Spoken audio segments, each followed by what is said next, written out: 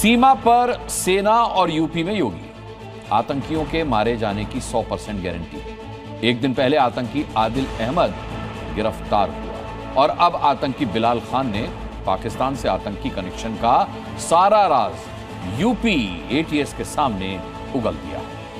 आतंकी बिलाल खान के बारे में आप जानेंगे तो आपके होश उड़ जाएंगे। 4000 पाकिस्तानियों से कनेक्शन, जी हां, जैश का हुक्म और ओसामा बिन लादेन इसका रोल मॉडल। अदील हो या बिलाल या कुछ महीने पहले पकड़ा गया इमाम, ये सब यूपी के एक शहर से पकड़े गए हैं। जिस तरह जम्मू कश्मीर के कुपवाड़ा और अनंतनाग में आतंकी पकड़े जाते हैं, ठीक वैसे ही यूपी के एक शहर को टेरर सेंटर बनाने की साजिश हो रही है। लेकिन योगी यूपी में कुपवाड़ा किसी कीमत पर बनने नहीं देंगे।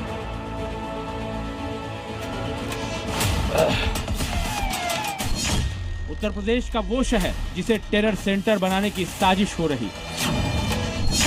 योगी के राज्य के खिलाफ आदिल बिलाल की बहुत गहरी प्लानिंग। यूपी में किसी कीमत पर कुपवाड़ा नहीं बनने देंगे योगी। जहां मुजाहिदीन का पसीना गिरेगा वहां लोग खून बहा देंगे। यूपी एटीएस की रिमांड में टूट चुके आतंकी बिलाल खान की सोच ये है। सोशल मीडिया पर उसकी पोस्ट है ये। आतंकी बिलाल देश में शरिया लागू करने की मंशा लेकर अलकायदा से जुड़ा था और भारत को आतंक के खून से लाल करना चाहता था। अलकायदा के आतंकी बिलाल खान की गिरफ्तारी वैसे तो कुछ समय पहले हुई थी, लेकिन यूपी एटीएस की रिमांड में उसने मुंह खोला तो देश के खिलाफ बड़े खतरे का खुलासा हो गया। बिलाल के खुलासे को सुनकर आप सिहर जाएंगे कि कैसे यूपी ही नहीं पूरे भारतवर्ष के खिलाफ आतंकी बिलाल ने युद्ध छेड़ने की तैयारी कर ली थी। बिलाल द्वारा लगभग 4000 पाकिस्तानी मोबाइल नंबरों से जुड़ा हुआ था और लगातार पाकिस्तानी ईक्यूएस हैंडलर से संपर्क में था। आतंकी बिलाल से पूछताछ और जांच में पता चला है कि वो पाकिस्तान में अलकायदा के हैंडलर समेत करीब 4000 पाकिस्तानी नंबरों के संपर्क में था। पाकिस्तान से उसे आतंकी हमले की प्लानिंग के ऑर्डर मिल रहे थे। वो सोशल मीडिया पर जिहादी तकरीरें फैला रहा था। बिलाल खान यूपी के सहारनपुर का ही रहने वाला था और किसी बड़े आतंकी हमले की साजिश बुन रहा था। वही सहारनपुर जहां मुस्लिमों की सबसे बड़ी शैक्षणिक संस्था दारुल उलूम है। वही सहारनपुर जहां से अक्सर आतंकी या फिर आतंकियों के मददगार दबोचे जाते हैं। बिलाल खान की गिरफ्तारी के बाद अब पुलिस रिमांड पर लेकर पूछताछ कर रही है। एटीएस की टीम ने बिलाल को 9 दिनों की पुलिस रिमांड पर लिया है। इस वक्त मैं हूं बिलाल खान के घर पे, जो सहारनपुर के पापड़ी गांव में पड़ता है, और बिलाल के घर पर ताला लगा हुआ है। आप देख सकते हैं यहां पर बिलाल का पूरा परिवार रहता था और यहीं से बिलाल की गिरफ्तारी हुई है। बिलाल खान के लिए अलकायदा आतंकी ओसामा बिन लादेन और अल जवाहिरी उसके रोल मॉडल थे। बिलाल की कट्टरता का अंदाजा इस बात से लगाया जा सकता है कि वो पहलगाम आतंकी हमले के बाद ऑपरेशन सिंदूर में मारे गए आतंकियों को शहीद बताकर उनका महिमा मंडन करता था। वो भारतीय सेना और सुरक्षा बलों के खिलाफ अपशब्दों से भरे वीडियो शेयर करता था। पाकिस्तानी सेना के समर्थन से कश्मीर को भारत से आजाद कराने वाले चैट्स और वीडियो प्रचारित करता था। पुलिस रिमांड के दौरान एटीएस बिलाल के साथियों और जिहादी गतिविधियों में शामिल सहयोगियों की खोजबीन में जुटी हुई है। सहारनपुर को नया आतंकी अड्डा बनाने की प्लानिंग है। ये सवाल इसलिए उठ रहे हैं क्योंकि पहले आतंकी बिलाल खान की गिरफ्तारी सहारनपुर से हुई। 6 नवंबर को आतंकी डॉक्टर अदील अहमद को भी सहारनपुर से ही गिरफ्तार किया गया। 16 मई को सहारनपुर के इमाम को एटीएस ने पकड़ा था, जिसका पाकिस्तानी आतंकी संगठन से कनेक्शन सामने आया था। इसी साल 9 मार्च को हिजबुल के आतंकी उल्फत हुसैन की गिरफ्तारी भी सहारनपुर से ही हुई थी। ये आंकड़े तो सिर्फ इसी साल के हैं। पिछले कई सालों से सहारनपुर से आतंकियों की गिरफ्तारी की लंबी लिस्ट है। मतलब सहारनपुर को यूपी का कुपवाड़ा बनाने की साजिशें हो रही। कुपवाड़ा में सुरक्षा बलों ने 2 आतंकवादियों को एलओसी के पास ढेर कर दिया है। दोनों आतंकी घुसपैठ की फिराक में थे। कुपवाड़ा में जितने आतंकी इस साल नहीं मारे गए हैं, उससे ज्यादा तो सहारनपुर में पकड़े जा चुके हैं। भारतीय सेना ने ऑपरेशन पिंपल के तहत आज उत्तरी कश्मीर के नियंत्रण रेखा पर सटे केरन सेक्टर में 2 घुसपैठियों को मार गिराया है। दरअसल पहले से भारतीय सेना के यूनिट के पास इनपुट था कि इस इलाके में घुसपैठ की कोशिश हो सकती है, इसलिए पहले से ऑपरेशन पिंपल के तहत इस इलाके को घेरे में ले लिया गया, एम्बुश लगाया गया। सहारनपुर कई वजहों से आतंकियों के छिपने का ठिकाना बना, जिसमें सहारनपुर की डेमोग्राफी एक वजह है। इसके साथ ही सहारनपुर में इस्लामी मदरसा दारुल उलूम देवबंद का होना, पंजाब, हरियाणा और उत्तराखंड से उसकी सीमाएं सटा होना भी एक बड़ी वजह है। योगी आदित्यनाथ सहारनपुर के टेरर कनेक्शन को बखूबी जानते हैं, इसीलिए योगी फोर्स की एंटी टेरर यूनिट एटीएस के रडार पर सहारनपुर रहा है। जम्मू कश्मीर के कुपवाड़ा और अनंतनाग जैसे आतंकी गतिविधियों वाले इलाकों पर सेना ने शिकंजा कसा हुआ है, वैसे ही सहारनपुर में भी योगी फोर्स ने एटीएस को मुस्तैद कर रखा है। सेना की कई यूनिट कुपवाड़ा और अनंतनाग में मौजूद हैं। ठीक वैसे ही पश्चिमी यूपी के इस जिले को टेरर फ्री बनाने के लिए ही योगी आदित्यनाथ देवबंद में एटीएस का दफ्तर बनवा रहे हैं। दारुल इस्लाम की उनकी मंशा उनको जन्नत में भी पूरी नहीं होने वाली है, जहन्नुम में उससे पहले उनको जाना पड़ेगा। सहारनपुर हो या अनंतनाग या फिर कुपवाड़ा, जम्मू कश्मीर में आतंकियों के लिए सेना की बंदूकों से बचना मुश्किल है, तो यूपी में योगी फोर्स की बंदूकों से।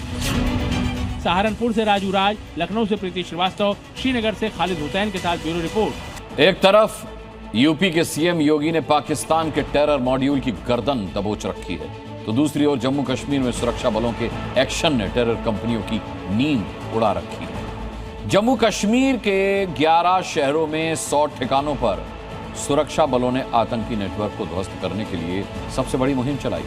आतंकियों और आतंकी संगठनों के मददगारों के खिलाफ सीआरपीएफ के साथ मिलकर जम्मू कश्मीर पुलिस ने ऑपरेशन 76 ऑपरेशन 76 चलाया है। क्या है ये ऑपरेशन और अचानक इसकी जरूरत क्यों पड़ी, देखिए इस रिपोर्ट। इस वक्त आप लाइव रेड इस वक्त देख रहे हैं जो एक घर में हो रहा है। यहाँ से जो है फोन कॉल्स जाती है और ग्राउंड वर्कर से संपर्क होता है और साथ ही साथ पीओके में या पाकिस्तान में जो हैंडलर्स बैठे हैं उनके साथ बात होती है।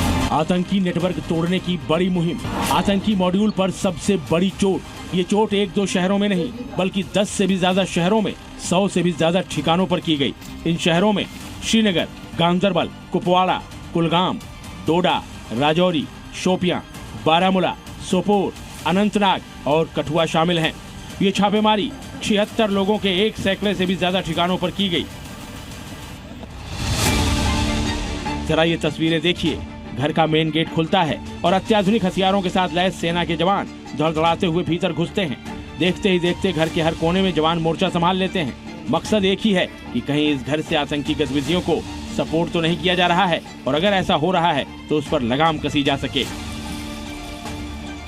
इस वक्त आप लाइव रेड इस वक्त देख रहे हैं जो एक घर में हो रहा है। दरअसल ये रेड जो आज कंडक्ट की जा रही है 100 से ज़्यादा जगहों पर, ये उन लोगों के घर कंडक्ट हो रही है जिनके कोई परिजन 90 के दशक में सीमा पार जाकर पीओके या फिर पाकिस्तान में ही रह गए और फिर वहाँ से वो मिलिटेंसी को ऑपरेट कर रहे हैं और यहाँ पर जो है जो मिलिटेंसी का नेटवर्क है उसको यहाँ पर चला रहे हैं।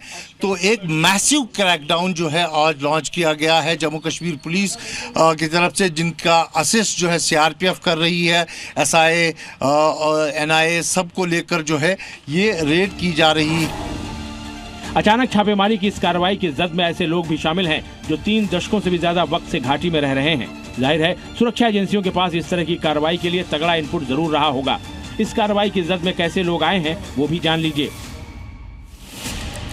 आतंकवादियों के सहयोगी रहे लोग, आत्मसमर्पण कर चुके आतंकवादी जिनके रिश्तेदार पाकिस्तान में रह रहे हैं।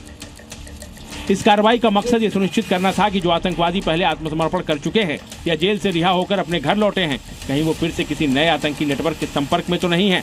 साथ ही इस कार्रवाई के दौरान इस बात की भी जांच की गई कि कहीं ऐसे लोगों के घरों में हथियार या संदिग्ध सामग्रियां तो मौजूद नहीं है।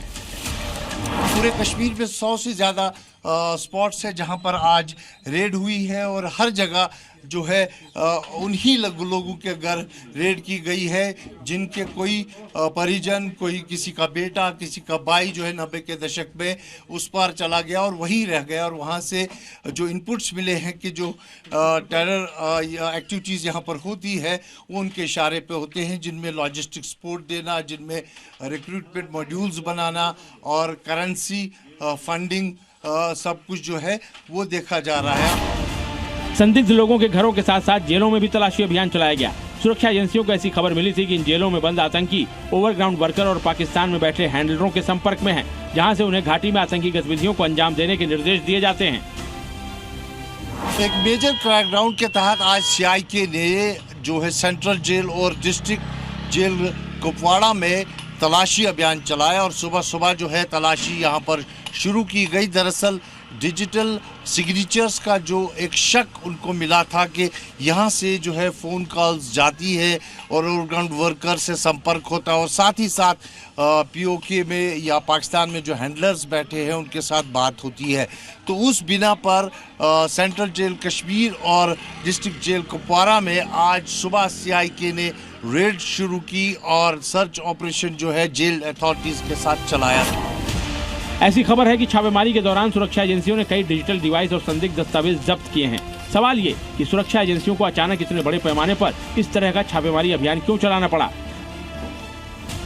दरअसल सुरक्षा एजेंसियों को खुफिया इनपुट मिला था कि जम्मू कश्मीर को फिर से निशाना बनाने की तैयारी हो रही है। लश्कर, जैश, हिजबुल और जमाते इस्लामी जैसे संगठन आतंकी हमले का प्लान बना रहे हैं।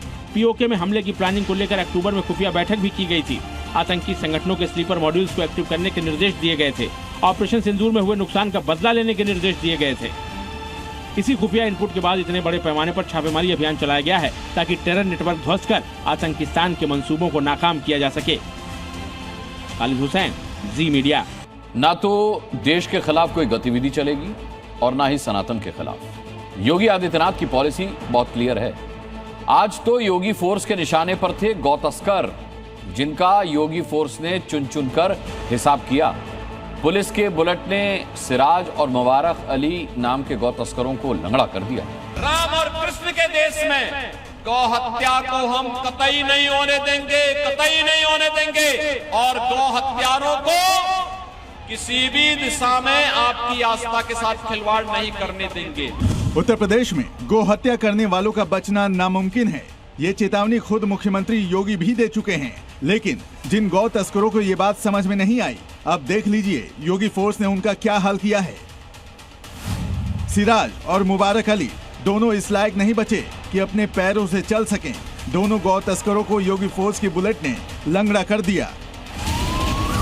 हरियाणा के पलवल के गौ तस्कर सिराज का यूपी पुलिस ने एनकाउंटर में हिसाब कर दिया।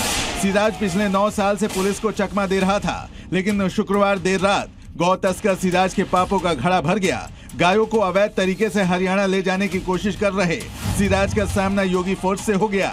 सिराज ने फायरिंग का दुस्साहस किया, लेकिन पुलिस ने जवाबी बुलेट से सिराज के दोनों पैरों पर सटीक निशाना लगाया और वो वहीं पर गिर गया। बाकी का काम योगी फोर्स ने कर दिया और उसे जेल पहुंचा दिया। 2016 से गो तस्करी का वांछित था, जिसके ऊपर 25,000 का इनाम भी चल रहा था और इसके पास से एक मोटरसाइकिल और एक तमंचा, 2 जिंदा कारतूस बरामद हुए तथा इसने पूछताछ के ऊपर ये स्वीकार किया है कि ये 2016 से इस घटना में यहाँ पर वांछित था। देवरिया जिले में भी गौ तस्कर मुबारक अली का योगी फोर्स से सामना हो गया और अंजाम भी वही हुआ जैसा मथुरा में सिराज का हुआ था। बिहार का रहने वाला पशु तस्कर मुबारक बिहार भागने की फिराक में था, पर योगी फोर्स की घेराबंदी ने उसके मंसूबे नाकाम कर दिए। गोली मुबारक के पैर में लगी और वो पकड़ लिया गया। पशु तस्कर को इलाज के लिए अस्पताल ले जाना पड़ा, लेकिन वो जल्द ही अपनी असली जगह जेल पहुंच जाएगा। इस टीम को देखकर मुबारक मोटरसाइकिल घुमाकर भागने लगा तथा पुलिस टीम पर फायरिंग करने लगा। पुलिस टीम द्वारा जवाबी फायरिंग में अभियुक्त के पैर में गोली लगी है। घायल अवस्था में उसे सामुदायिक स्वास्थ्य केंद्र पर ले जाया गया, जहां प्राथमिक उपचार के बाद उसे जिला अस्पताल रवाना किया गया है। आवश्यक विधिक कार्रवाई कर दी है। उत्तर प्रदेश में गौ तस्करों के खिलाफ अभियान चल रहा है। गौ तस्करों को लंगड़ा करके योगी फोर्स ये बताना चाहती है कि गोवंश के दुश्मन बच नहीं सकते। या तो उन्हें गौ तस्करी के जुर्म से तौबा करना होगा या फिर उत्तर प्रदेश छोड़ना होगा, नहीं तो मथुरा देवरिया की तरह हर गौ तस्कर पर शनि भारी पड़ेगा। ब्यूरो रिपोर्ट, जी मीडिया। सनातन की राह में जो भी अवैध चीज बाधा बनेगी उसे तो हटना ही होगा। महाकाल की नगरी उज्जैन में जिस अवैध तकिया मस्जिद को गिराया गया था अब वो दोबारा तो कभी नहीं बनेगी। जिस मुगालते में बीते 8 महीने से मियां भाई कोर्ट का चक्कर लगा रहे थे, उसी कोर्ट ने कह दिया कि अब बहुत देर हो गई। इसके बावजूद भाईजान ने वक्त वाला नया राग छेड़ दिया। 200 साल पुरानी मस्जिद फिर नहीं बनेगी। कुछ असामाजिक तत्व मस्जिद की आड़ में अपनी कमाई बनाने के लिए 2019 से लगे हुए थे, जिसका क्रम आज अंत हुआ। मस्जिद अवैध थी, मियां भाई मानने को तैयार नहीं। जिसकी जानकारी मैंने मध्य प्रदेश वक्फ बोर्ड को दी, वहां से लेटर कलेक्टर उज्जैन को आया। अब तो बहुत देर हो गई। सुप्रीम कोर्ट ने जो डिसीजन दिया है वो बिल्कुल हम स्वागत करते हैं। ये कोई मस्जिद थी नहीं, ये सब प्रमाणित हो चुका है सुप्रीम कोर्ट के डिसीजन से। उज्जैन के जिस इलाके में ये मस्जिद बीते 200 सालों से अवैध तरीके से खड़ी थी, यहाँ 5 समय की नमाज हुआ करती थी। महाकाल मंदिर के जिस भव्य कॉरिडोर के विस्तार में अवैध ताकिया मस्जिद बाधा बनी थी, उसे भी गिरा दिया गया था। मस्जिद पर बुलडोजर चला तो भाईजान ने हाईकोर्ट का दरवाजा खटखटाया। मकसद था किसी तरह से मस्जिद दोबारा खड़ी हो जाए। हाईकोर्ट से हार मिली तो सुप्रीम कोर्ट की चौखट पर पहुंचे, लेकिन देश की सबसे बड़ी अदालत ने साफ कहा अब बहुत देर हो चुकी है, मुआवजा मिल गया, बात खत्म। मेरा मकान था 2400 स्क्वायर फीट, जिसका मैं टैक्स भरती थी, रजिस्ट्री थी, हर साल टैक्स भरा जाता था। आज की कीमत के हिसाब से मुझे पैसा नहीं दिया, सिर्फ 96 लाख दिए। देखा जाए तो मेरा मकान 4 से 5 करोड़ का था। 2019 से कुछ असामाजिक तत्व मस्जिद की आड़ में महाकाल मंदिर के आसपास अवैध कब्जा जमा रहे थे। 2 दशक बीत गए थे तो इस पर पीला पंजा चलने के दूर दूर तक कोई आसार नहीं थे। लेकिन जब इसी साल जनवरी में बुलडोजर ने मस्जिद को गिरा दिया तो भी मियां भाई इस हकीकत को अपने जहन में उतार नहीं पाए। लेकिन मोहन यादव तो कब से अपने प्रदेश में योगी के बुलडोजर मॉडल को उतार चुके हैं। तमाम कांग्रेस पार्टी जो उल्लंघन करेगा अपना रास्ता बनाएगा। सरकार समाज के काम में मददगार रहती है, असामाजिक तत्वों से निपटने में सक्षम है। 200 साल पुरानी मस्जिद की छत पर पहले हथौड़ा चला, रातों रात मस्जिद का गुंबद उड़ा दिया गया। देखते ही देखते पूरी अवैध मस्जिद मिट्टी में दफन हो गई। 13 नमाजी बुलडोजर कार्रवाई को चुनौती देने के लिए इंदौर हाईकोर्ट पहुंचे। हाईकोर्ट में 2 बार याचिका खारिज हुई। मस्जिद को दोबारा बनाने की अपील लिए नमाजी सुप्रीम कोर्ट पहुंचे, वहां से भी झटका ही मिला। उनकी अपील को खारिज कर दिया गया। जज ने कहा कि भूमि अधिग्रहण पूरा हो चुका है और मुआवजा भी दिया जा चुका है। इसी दौरान कोर्ट ने ये कहते हुए फाइल क्लोज कर दी कि अब बहुत देर हो चुकी है, कुछ नहीं किया जा सकता। सुप्रीम कोर्ट के इस फैसले का हिंदू समाज और साधु संत स्वागत कर रहे हैं तो मुसलमानों को मिर्ची लगी हुई है।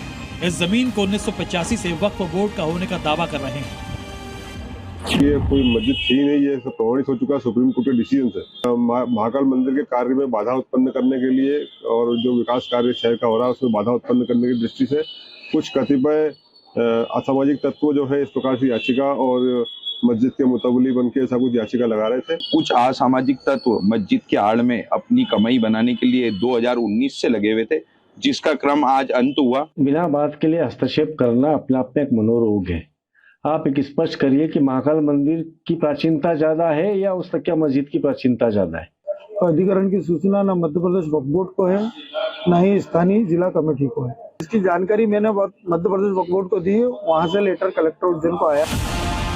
ताकिया मस्जिद को गिराने का फैसला मध्य प्रदेश सरकार ने लिया था। इस जमीन को अवैध मस्जिद से वापस लेने का मकसद महाकाल मंदिर परिसर के लिए पार्किंग सुविधा का विस्तार करना था।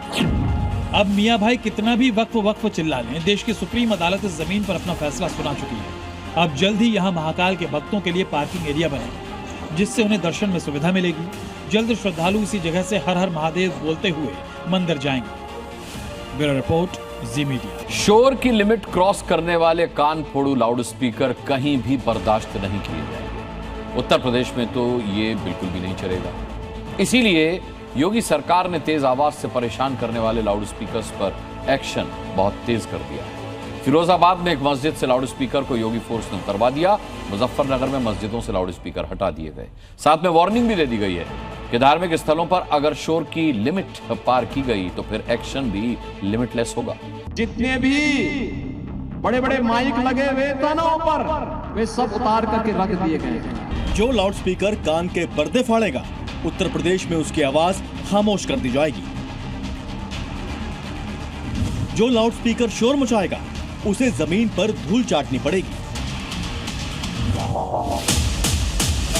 योगी आदित्यनाथ ये बात कई बार अच्छे से समझा चुके हैं कि यूपी में धार्मिक स्थलों पर लाउडस्पीकर का शोर नहीं चलेगा। लेकिन कुछ भाईजान शायद इस नसीहत को हल्के में ले रहे थे, इसीलिए तो योगी फोर्स ने शोर मचाने वाले भोपू को जमीन पर ही पटक दिया। यूपी के फिरोजाबाद में धार्मिक स्थल पर तेज आवाज में बजने वाले लाउडस्पीकर पर एक्शन का नया राउंड शुरू हो चुका है। शहर के सबसे बड़े पुलिस अधिकारी खुद करबला मस्जिद पहुंचे। जब लाउडस्पीकर के शोर का टेस्ट हुआ तो उसकी लिमिट हद से ज्यादा निकली। फिर क्या था, बड़े बड़े लाउडस्पीकर पर योगी फोर्स का हंटर चल गया। मस्जिद से जुड़े लोगों को साफ साफ लफ्जों में हिदायत दी गई कि अगर दोबारा लाउडस्पीकर ने लिमिट क्रॉस की तो प्रशासन का एक्शन भी लिमिटलेस होगा। शासन स्तर से हम लोगों को निर्देश आते रहते हैं और माननीय सुप्रीम कोर्ट और हाई कोर्ट के भी आदेश हैं। हम लोगों ने दक्षिण थाना क्षेत्र में करबला ये मस्जिद है, वहाँ से 2 लाउड स्पीकर हम लोगों ने उतरवाए हैं। इसके अलावा डेसिबल से भी आवाज़ को मापा गया है और हिदायत दी गई है कि इससे ज़्यादा आवाज़ न हो। 3 महीने बाद बोर्ड की परीक्षाएं होने वाली हैं, जिसकी तैयारी में बच्चे अभी से लगे हुए हैं। योगी सरकार की पूरी कोशिश है कि किसी भी सूरत में लाउडस्पीकर का शोर बच्चों की पढ़ाई में खलल न डाले।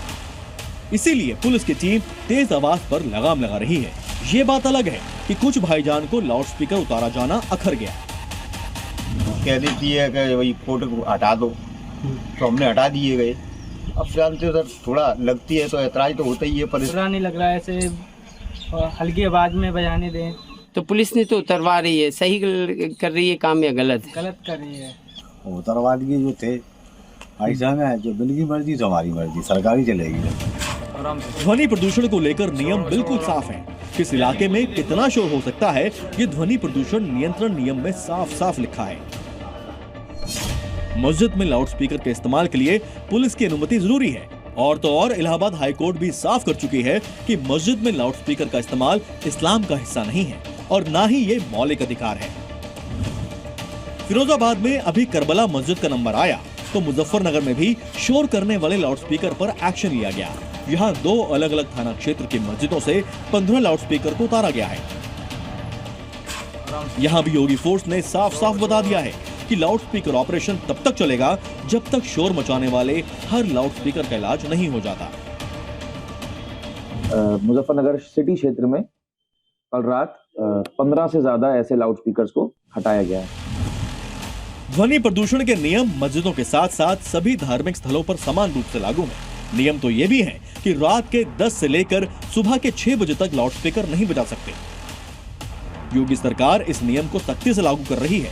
ये बात अलग है कि फिरोजाबाद में मियां भाई की मस्जिद का लाउडस्पीकर शोर करता पकड़ा गया, इसीलिए उसे उतार दिया गया। ब्यूरो रिपोर्ट, जी मीडिया। 2 दिन बाद बिहार में दूसरे चरण का चुनाव प्रचार भी थम गया। 14 नवंबर को बिहार की जनता का मत सबके सामने है।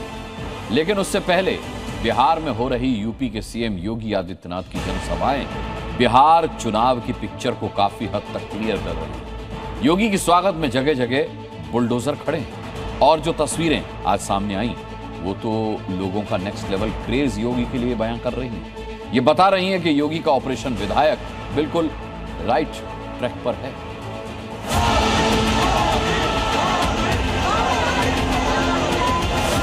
यूपी में माफिया और अपराधी उसकी हड्डी पसली हमने बुलडोजर से रौंद करके इसको ध्वस्त किया है। ये अपराधी और माफिया किसी के नहीं हुए हैं, याद करना, किसी के सगे नहीं हैं। ऐसे लोगों के खिलाफ सामाजिक बहिष्कार हो सकता है, करना चाहिए। बिहार में योगी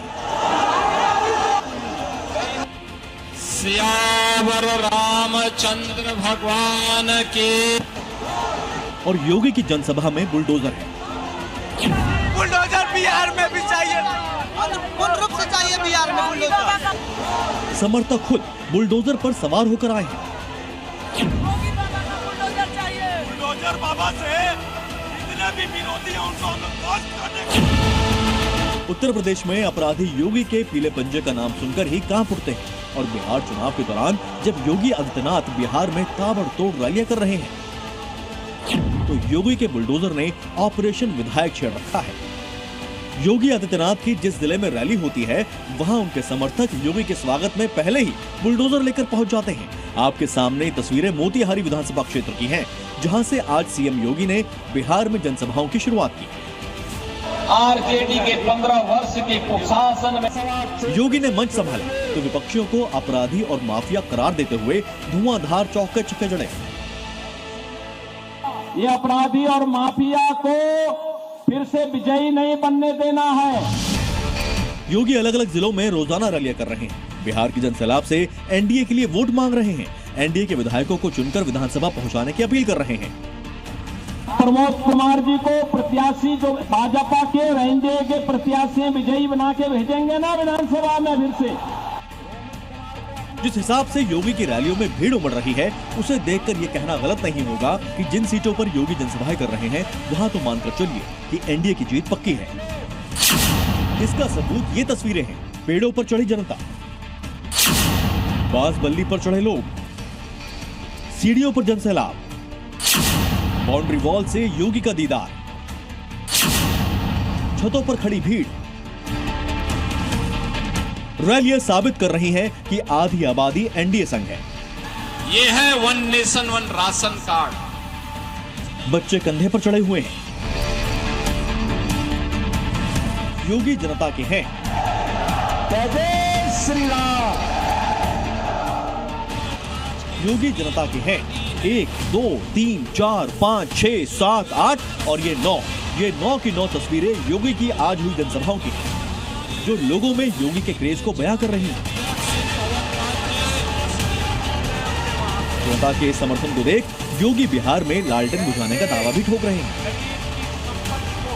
पहले चरण के चुनाव में बिहार की जनता ने साबित कर दिया है, जो रुझान दिखाई दे रहे हैं, रुझान बताते हैं कि बिहार के अंदर अब लालटेन की धुंधली रोशनी में अपराध कोई नहीं कर पाएगा। आपके टीवी स्क्रीन पर ये तस्वीरें पीपरा विधानसभा की हैं। योगी मंच पर थे। एक बच्ची उनकी पेंटिंग बनाकर लाई थी। योगी ने बच्ची को भीड़ के बीच देखा तो मंच पर बुला लिया और उसकी पेंटिंग लेकर सराहना की। मोतिहारी और पीपरा में रैली के बाद योगी अतरी विधानसभा क्षेत्र की तरफ बढ़े, जहां उन्होंने विपक्षी पार्टियों के परिवारवाद पर जोरदार हथौड़ा मारा। कोई पेशेवर खानदानी माफिया और अपराधी अगर जीत जाएगा तो अपने परिवार के बारे में सोचेगा, लेकिन अगर एनडीए की सरकार बनती है, एनडीए का प्रत्याशी जीतता है तो बिहार के बारे में सोचेगा। बिहार में योगी विपक्ष को बख्श नहीं रहे हैं और तो और बिहार से ही पाकिस्तान पर भी प्रहार करने में पीछे नहीं है। जब ऑपरेशन सिंदूर के दौरान लखनऊ में बनी ब्रह्मोस मिसाइल पाकिस्तान में गिरती थी तो पाकिस्तान की सिट्टी पिट्टी गुम हो जाती थी। योगी के ताबड़तोड़ वार और बिहार में योगी का क्रेज विपक्षी खेमे का बीपी अप डाउन कर रहा है, क्योंकि जो जनसैलाब योगी को देखने के लिए उमड़ रहा है वो काफी हद तक ये साफ कर रहा है कि 14 नवंबर को जब जनता का मत ईवीएम से बाहर निकलेगा तो जीत के सिंहासन पर कौन बैठा होगा। ब्यूरो रिपोर्ट जी। योगी के बुलडोजर के लिए वाराणसी के दाल मंडी में रास्ता तैयार हो रहा है। योगी आदित्यनाथ के ड्रीम प्रोजेक्ट को पूरा करने के लिए पीडब्ल्यूडी की टीम और पुलिस बल के साथ देर शाम 100 साल पुराने इस बाजार में पहुंच गई। आज उस मकान को तोड़ दिया गया जो बुलडोजर की राह में रोड़ा बन रहा था, यानी अब दाल मंडी की गलियों में बुलडोजर का रास्ता साफ हो गया है, जिसके निशाने पर सबसे पहले वो मस्जिद आ सकती है जो इस मकान के ठीक बगल में बनी।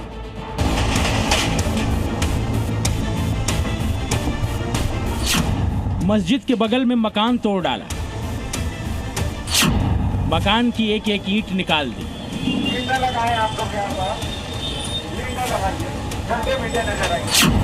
हथौड़ा चल रहा है,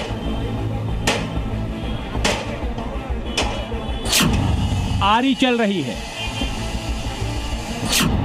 रॉड से वार हो रहा है। महादेव की काशी के सबसे पुराने बाजार दाल मंडी में 10 दिनों के भीतर दूसरी बार प्रशासन का हथौड़ा चलने लगा है। वाराणसी के दाल मंडी में लगातार दूसरी बार पीडब्ल्यूडी ने अपना एक्शन शुरू कर दिया है। अब चौक थाने के बगल में दूसरी बिल्डिंग को हथौड़े से ढहाई जा रही है। काशी विश्वनाथ मंदिर जाने के लिए सड़क चौड़ीकरण के काम में ये तेजी आने की तस्वीरें हैं। शनिवार की शाम है, आमतौर पर सरकारी कामधाम बंद हो जाते हैं, लेकिन दाल मंडी में तो सरकारी अमला शाम को ही हथौड़ा लेकर घुस गया और तोड़फोड़ शुरू कर दी। उस मोड़ पर दुकान है जहां से चौड़ीकरण का रास्ता साफ होगा और उसके बाद यहीं से बुलडोजर जाने के भी रास्ते बनेंगे। और सबसे पहला मकान ये अब यहाँ का टूट रहा है। इससे पहले एक मकान इसके पीछे टूटा हुआ था। रजिस्ट्री अब तक 6 मकानों की हुई और लगातार बुलडोज करने की जो कार्रवाई है वो अब पीडब्ल्यूडी की तरफ से की जा रही है। हथौड़े पर हथौड़े चलाए जा रहे हैं। थोड़ी ही देर में मकान हवा में झूलने लगा। चार दीवारी मलबे में तब्दील हो गई। लेकिन प्रशासन के सामने असल चुनौती तो अब आने वाली है और वो चुनौती है इस मकान के बगल की ये मस्जिद, जिसका नंबर भी बस आने ही वाला है।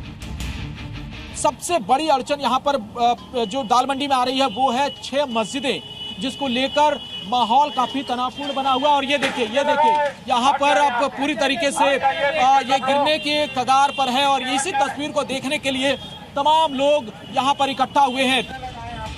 आज की ही तस्वीरों को आप देखेंगे तो पता चलेगा कि कितने प्रशासनिक अधिकारी, पुलिस बल और बैरिकेडिंग के बीच कार्रवाई को अंजाम दिया गया। अब जब सड़क चौड़ीकरण के रास्ते में 6 मस्जिदें आएंगी तो विरोध का भी सामना करना पड़ सकता है। साफ है, कुछ समय में 100 साल से पुराना मार्केट बुलडोज हो जाएगा। दुकानदार चौड़ीकरण अभियान पर कुछ भी बोलने को तैयार नहीं है, लेकिन उनकी नाराजगी साफ नजर आ रही है। ठीक है, हमें कुछ कहना नहीं है, अभी हम कह चुके हैं। कुछ स्थानीय लोग खुलकर प्रशासन की कार्रवाई का विरोध कर रहे हैं। नहीं, मुआवजा नहीं मिलेगा, मुआवजा मनकनका घाट पे मिलेगा। कैसे? यहाँ से मर के हम लोग जाएंगे मनकनका घाट, तो वहीं अर्थी पर पैसा रख दिया जाएगा। काशी में दाल मंडी सबसे पुराना बाजार है, लेकिन काशी विश्वनाथ तक जाने के लिए जिस तीसरे रास्ते को योगी आदित्यनाथ संवारना चाहते हैं वो यहीं से होकर गुजरेगा। इस सड़क के बनने से न सिर्फ काशी आने वाले श्रद्धालुओं को सुविधा होगी, बल्कि काशी को जाम से मुक्ति भी मिलेगी। जयपाल, जी मीडिया, वाराणसी। जेनजी क्या कर सकते हैं ये बांग्लादेश देख चुका है। सड़क पर उतरकर इस जनरेशन ने शेख हसीना सरकार का तख्ता पलट दिया। अब बांग्लादेश की यही जेनजी मुल्ला मुनीर की टेंशन बढ़ाएगी। खबर है कि 100 बांग्लादेशी युवा तहरीक तालिबान पाकिस्तान में शामिल हो गए हैं। टीटीपी ने पहले ही मुनीर एंड कंपनी की नींद उड़ा रखी है। अब बांग्लादेशी जेनजी उनकी नई मुसीबत बनने वाले हैं। साल भर पहले बांग्लादेश की सड़कों पर हुआ यह हंगामा आप भूले नहीं होंगे। ऐसा हंगामा जिसने शेख हसीना का तख्ता पलट कर दिया था। लाखों की संख्या में बांग्लादेशी युवा निजाम के खिलाफ सड़क पर उतर आए थे और सरकार घुटनों पर आ गई थी। अब बांग्लादेश का यही युवा पाकिस्तान की मुसीबत बढ़ा रहा है। बांग्लादेश ने बढ़ाई मुनीर की मुसीबत।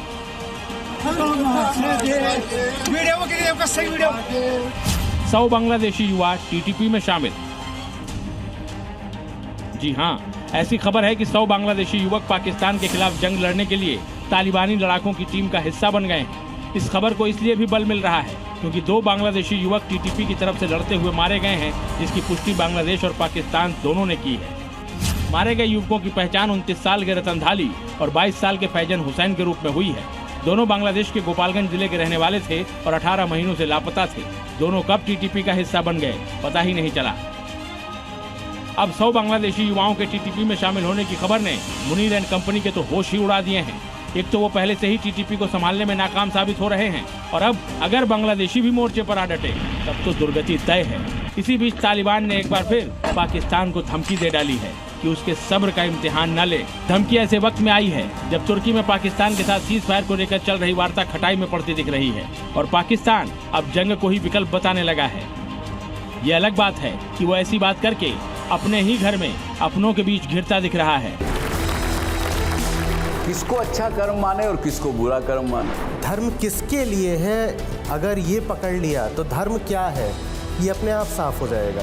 क्या आप भी सहमत हैं कि कर्म ही धर्म है? ये परंपराएं, ये रस्मों रिवाज, इनका धर्म से दूर दूर तक कोई लेना देना नहीं है। आचार्य जी, ये इतना अंतर्द्वंद क्यों?